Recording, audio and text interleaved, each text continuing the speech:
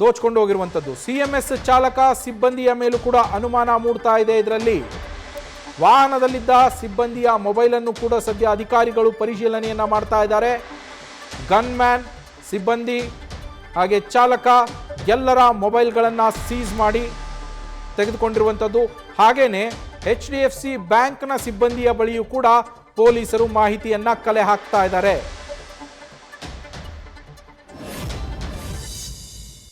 ಅಂಕಿತಾ ಇದ್ರ ಬಗ್ಗೆ ಹೆಚ್ಚಿನ ಡೀಟೇಲ್ಸ್ ಅನ್ನ ನೀಡ್ತಾ ಹೋಗ್ತಾರೆ. ಅಂಕಿತಾ, ಸದ್ಯ ಫೋನ್ ಸೀಸ್ ಮಾಡಿರುವಂಥದ್ದು ಪೊಲೀಸರು.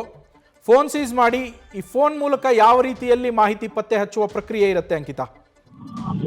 ನವೀನ್, ಏನು ರಾಬರಿ ಆಗಿದೆ ಆ ಒಂದು ರಾಬರಿಗೆ ಸಂಬಂಧಪಟ್ಟಂತೆ CMS ವಾಹನದಲ್ಲಿದ್ದಂತಹ ಎಲ್ಲರನ್ನು ಕೂಡ ಈಗಾಗಲೇ ವಿಚಾರಣೆ ಮಾಡುವಂತಹ ಕೆಲಸವನ್ನ ಮಾಡಿದ್ದಾರೆ. ಅದರ ಬೆನ್ನಲ್ಲೇ ಅವರ ಮೊಬೈಲ್ ಅನ್ನು ಕೂಡ ಪೊಲೀಸರು ಜಪ್ತಿ ಮಾಡಿರುವಂತದ್ದು. ಮೊಬೈಲ್ ನಲ್ಲೂ ಕೂಡ ಪರಿಶೀಲನೆ ಮಾಡೋದಕ್ಕೆ ಮುಂದಾಗಿರುವಂತದ್ದು. ಒಂದು ಕಡೆ ಆರೋಪಿಗಳಿಗಾಗಿ ಹುಡುಕಾಟವನ್ನ ನಡೆಸಿದ್ರೆ, ಮತ್ತೊಂದು ಕಡೆ ವೆಹಿಕಲ್ ನಲ್ಲಿ ಇದ್ದವರ ಬಗ್ಗೆ ಪೊಲೀಸರಿಗೆ ಒಂದಷ್ಟು ಅನುಮಾನ ಇರೋದ್ರಿಂದ ಅವರ ಬಳಿಯೂ ಕೂಡ ಮಾಹಿತಿಯನ್ನ ಪಡ್ಕೊಳ್ಳುವಂತಹ ಕೆಲಸವನ್ನ ಮಾಡ್ತಾ ಇದ್ದಾರೆ. ಅಂದ್ರೆ ಹಣ ತುಂಬಿಸಿಕೊಂಡು ಬರ್ತಿದ್ದಂತಹ ಸಂದರ್ಭದಲ್ಲಿ ಏನಾದ್ರೂ ಈ ರೂಟ್ ನಲ್ಲಿ ನಾವು ಬರ್ತಾ ಇದ್ದೀವಿ ಅಥವಾ ಇದರಲ್ಲಿ ಈ ವೆಹಿಕಲ್ ನಲ್ಲಿ ಇಷ್ಟು ಹಣ ಇದೆ ಅನ್ನೋದೇನಾದ್ರೂ ಮೊಬೈಲ್ ನಿಂದ ಸೋರಿಕೆ ಆಯ್ತಾ ಅಥವಾ ಯಾರಿಗಾದ್ರೂ ಮಾಹಿತಿ ರವಾನೆ ಆಗಿದೆಯಾ ಅನ್ನೋ ಒಂದು ಆಂಗಲ್ ನಲ್ಲಿ ಈಗಾಗಲೇ ಪೊಲೀಸರು ಪರಿಶೀಲನೆಯನ್ನ ಮಾಡ್ತಾ ಇರುವಂತದ್ದು. ಮತ್ತೊಂದು ಕಡೆ JP ನಗರದ HDFC ಬ್ಯಾಂಕಿಗೆ ಒಂದು ಹಣವನ್ನ, ಅಂದ್ರೆ ಅಲ್ಲಿನ ATMಗೆ ಒಂದು ಹಣವನ್ನ ತುಂಬಬೇಕಾಗಿತ್ತು.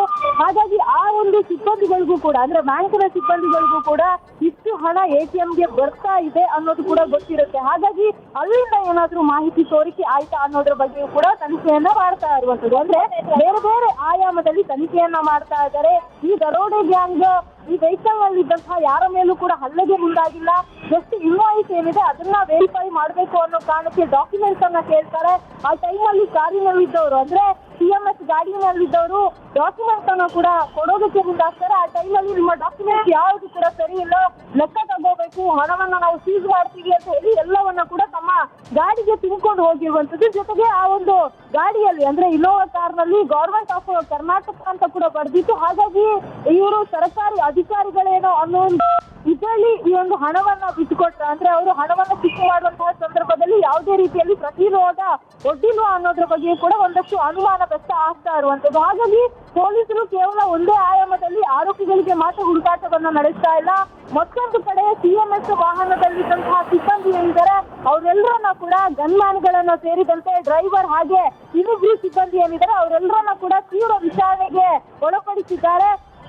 ಕಂಪ್ಲೀಟ್ ಆಗಿ ವೆಹಿಕಲ್ ಯಾವ ಮಾರ್ಗದಿಂದ ಪಾಸ್ ಆಗಿದೆ, ಯಾರ್ಯಾರು ಇದ್ರು ವೆಹಿಕಲ್ ನಲ್ಲಿ, ಒಟ್ಟು ಎಷ್ಟು ಜನ ಇದ್ರು ಅನ್ನೋದ್ರ ಸಂಪೂರ್ಣ ಮಾಹಿತಿಯನ್ನು ಪಡ್ಕೊಳ್ಳುವಂತಹ ಕೆಲಸವನ್ನ ಈಗಾಗಲೇ ಅಧಿಕಾರಿಗಳು ಮಾಡ್ತಾ ಇದ್ದಾರೆ. ನವೀನ್, ಥ್ಯಾಂಕ್ ಯು ಅಂಕಿತಾ ಡೀಟೇಲ್ಸ್ಗೆ. ಈ ರೀತಿಯಾಗಿ ವೆಹಿಕಲ್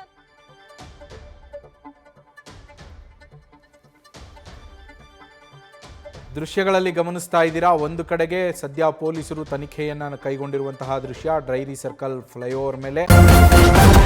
ನ್ಯೂಸ್ ಫಸ್ಟ್ ನಿರ್ಭೀತಿಯಿಂದ ನಿಮ್ಮ ಪರವಾಗಿ.